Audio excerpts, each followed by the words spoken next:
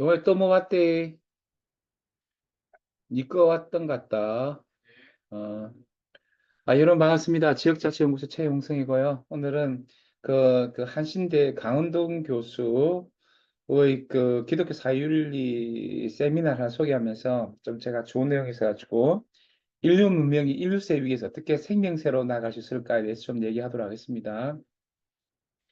이 기사는 이게 사실 오래된 겁니다. 이게 2022년도 11월 달에 있는 기사인데 제가 좀 가져왔습니다.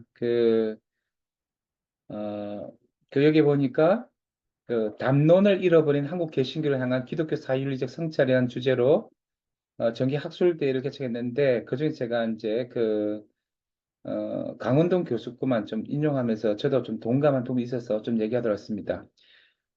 인류세에서 생명세로 가는 길, 사회정의와 생태학적 정의의 두 동시적 실험 방안을 중심으로 한 주제가 좀 좋았어요. 이 강원동 교수는 지금 한신대 명예 교수인데요.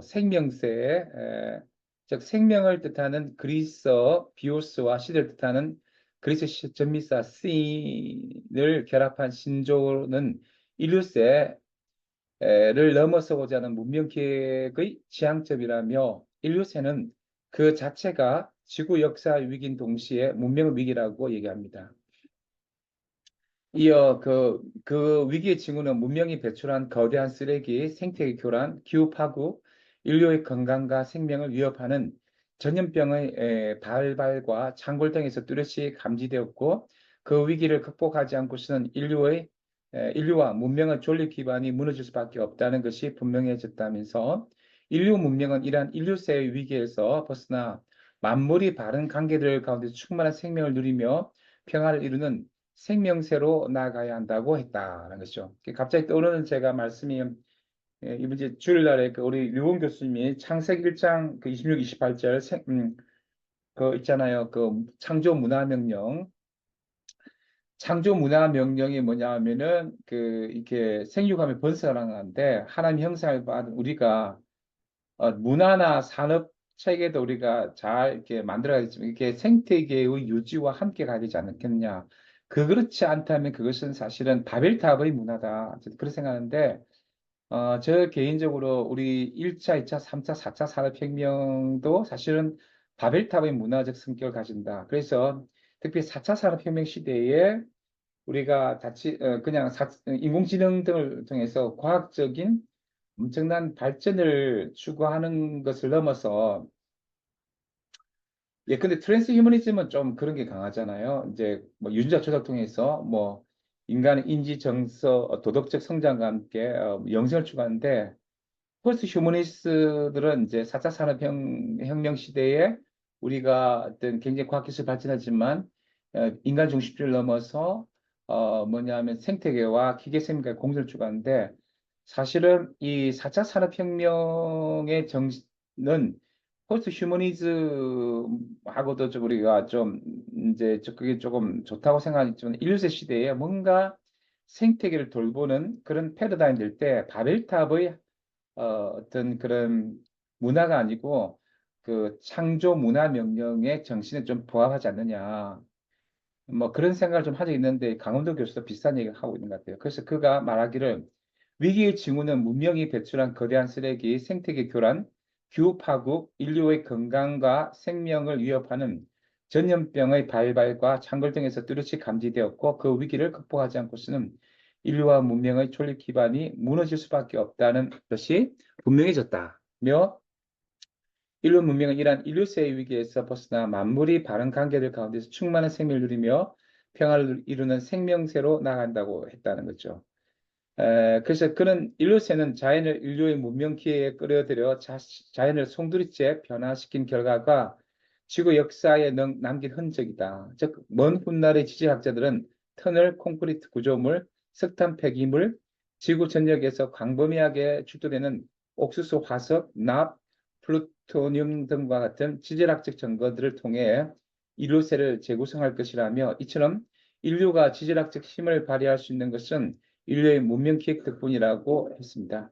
인류의 문명 기획은 인간을 세계 중심으로 여기는 인간 중심주의와 자연을 대상화하고 기술적으로 통제하도록 특화된 세계 과학적 세계관으로 나타나고 그 기획을 추동한 힘은 자본의 축적과 팽창을 중심으로 하는 자본주의 경제 체제인데 토마스 쿤식으로 하면 이게 이제 변화가 필요한 거죠. 그런 변화의 패러다임 하나 중 하나가 이제 포스트 휴머니즘이고 생태주의 그 과학관 그리고 또 어떤 근데 어쨌든 이 좀 패러다임 변화 있다 필요하다는 거죠. 또한 자본주의 경제 체제는 자본 축적과 팽창 메커니즘을 통해 한편으로는 사회적 가난을 불러일으키고 다른 한편으로는 생태계 위기와 기후 파국을 불러일으킨다는 거죠. 우리가 신자유주의 세계화 속에서 사실은 이게 이제 기후 파국이 아니라 양극화가 불평등에서 심화시키는 사회적 가난을 불러일으키거든요. 그래서 우리가 지금은 이제 자본주의 경제체, 특별히 신자유주의 경제체제를 우리가 변혁해야 된다.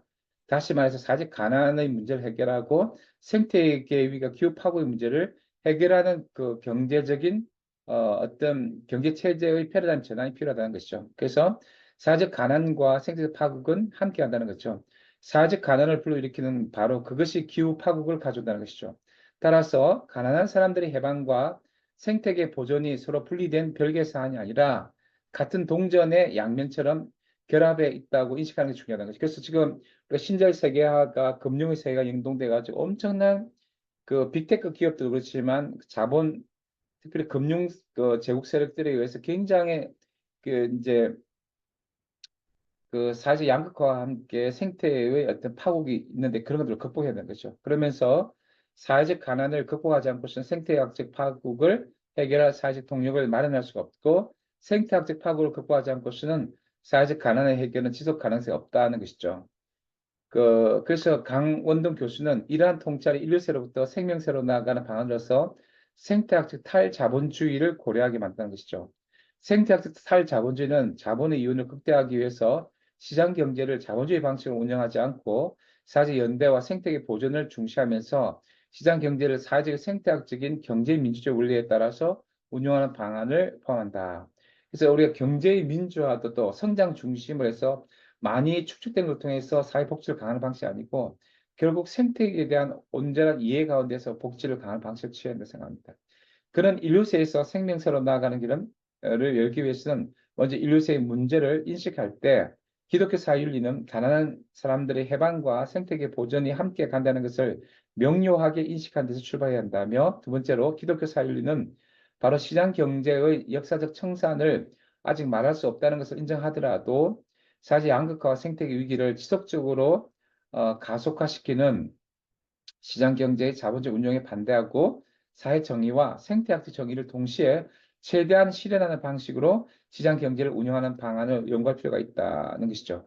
이어 세 번째로 기후 파국에 대응해서 유럽과 미국에 추진되는 그린딜이나 그린 뉴딜의 의구심을 우리가 표시해야 한다는 것이죠. 왜냐하면은 그러한 방안들은 시장 경제의 자본주의 운용을 그대로 놓아둔 채 기술주의와 녹색 케인즈주의로서 기후 파괴의 문제를 해결할 수 있다는 가정에 물기 때문이다.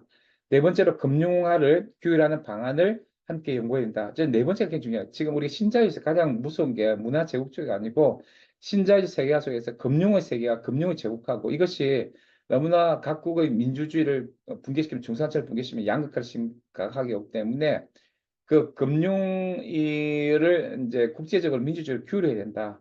물론 각국에서는 그 규율할 때 자기 금융 산업이 또 붕괴될 것 같아가지고 더 발전하기 위해서 자꾸 이제 금융위기에서 야, 이 민주주의 규율해야 된다 이렇게 동의하면서 또 그걸 이탈해가지고 자국만의 금융 어떤 그 그러니까 쉽게 말해서 스위스 같은데 돈 셌다가 이렇게 더 많이 하는 그런 방식에서 금융을 키우려고 이렇게 하는데 그런 것들 우리가 통제가 된다는 거죠.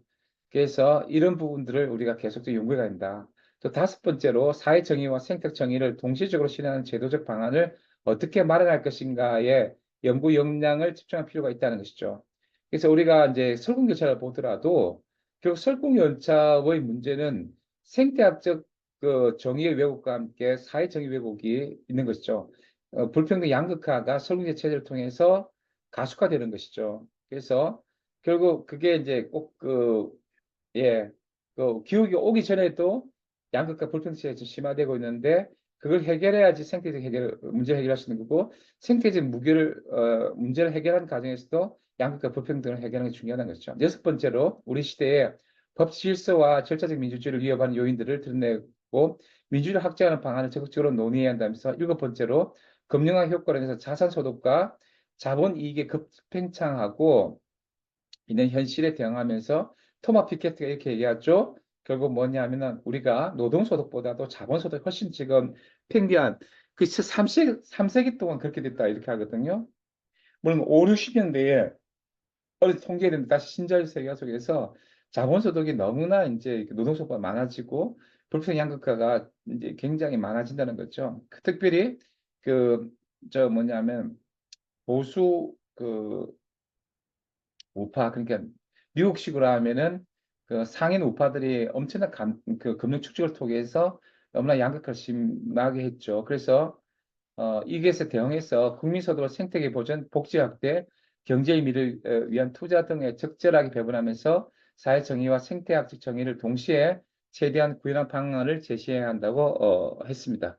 그리고 마지막 여덟 번째로 인류사에서 생명에서 나아가는 길을 개척하고자 하는 기독교 사윤리는 그 길을 안내하는 신학을 정의할 필요가 있다고 했습니다. 아울러 사회적이고 생태학적 경제 민주주의는 사회 정의와 생태적 정의를 동시에 실현하고 가난한 사람들 해방과 생태계 보존을 실현하는 계획을 하면서 그것은 인류세를 넘어서 생명세를 향해 나간 인류의 첫걸음이라고 했습니다. 네, 제가 이게 동의를 드리고요. 우리가 이런 부분에 대해서 좀 더 고민을 해가야 되지 않을까 생각합니다. 네, 감사합니다. 지역자치연구소 최용성이었습니다.